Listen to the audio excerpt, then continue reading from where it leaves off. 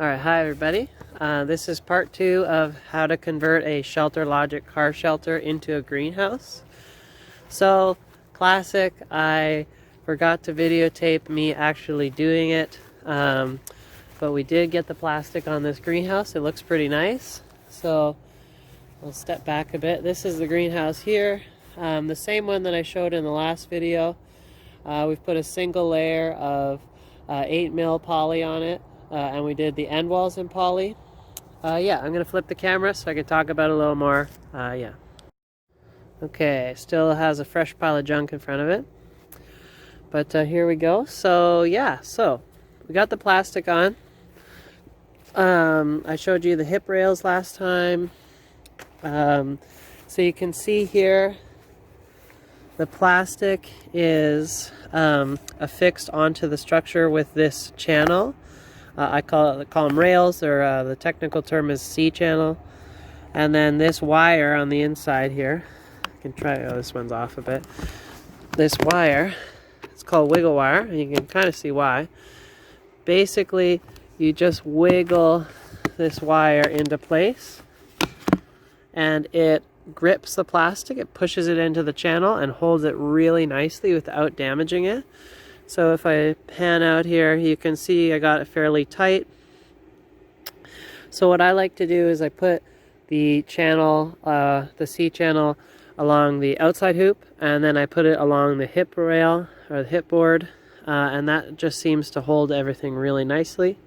And then on the bottom, I either cover the bottom overlap with dirt, or I do a roll-up side. Like I said in another video, I generally wait 1 year to do the roll-up side to recuperate some of the cost of the greenhouse, just to make it a little less expensive. So in the case of this greenhouse, it's got a plastic end wall. And you might wonder, so this guy over here has a plywood end wall, that one's got a plastic end wall, this one's got a plastic end wall. Why would I do that? The difference is length. So this greenhouse is 100 feet. And this greenhouse is 40 feet. It's also got a little sister greenhouse behind it there. So the reason why I did plastic on these end walls is because they're short. So if you have a short greenhouse, you want to maximize the light that gets into it and minimize the shade.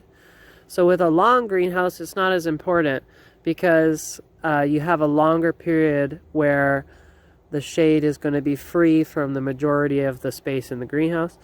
If I was to put plywood on this super tall greenhouse, it would be shaded for most of the day.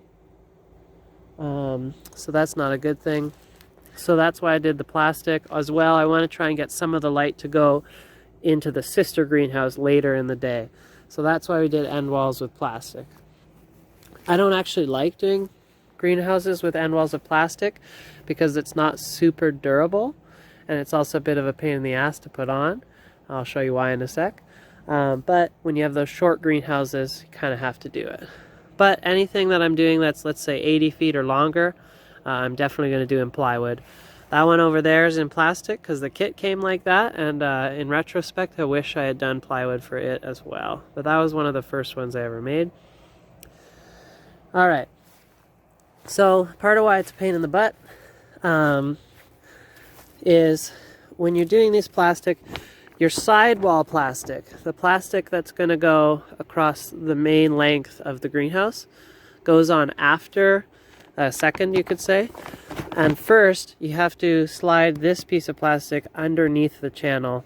So you actually hold this tight, this piece of plastic, and wrap the plastic around the bar, and then screw it down using the channel.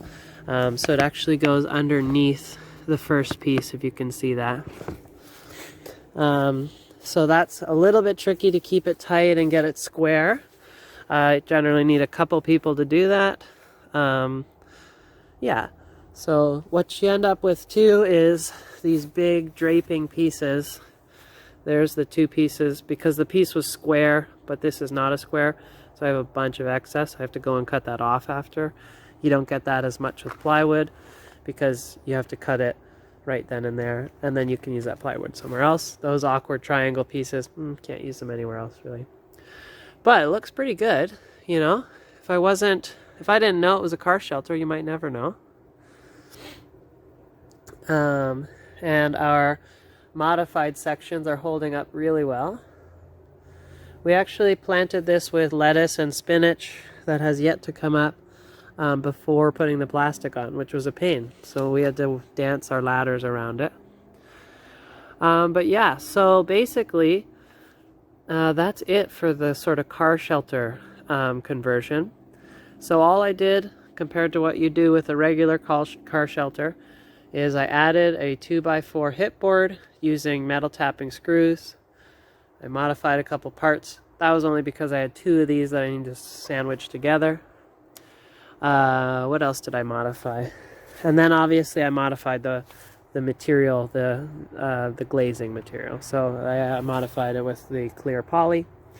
And my only other modification would be using the railing, the C-channel, and the wiggle wire to hold everybody in place. So not a huge leap to get this from being a car shelter to a greenhouse. And if you have one, like I said, if you get one from your neighbor for free or whatever, it's super awesome. There are drawbacks, but it looks really good overall. Just got to put on a door yet. Yeah, looks really tidy. This greenhouse in particular is very tall, which is nice for trellising stuff.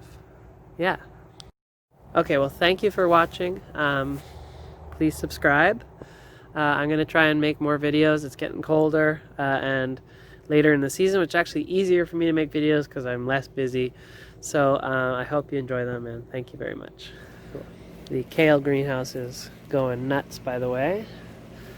We actually have significantly more kale than I can possibly sell right now, which is a good problem, but a mistake nonetheless. I also overwatered, so you can't really see it on the camera, but there's a heavy fog in there.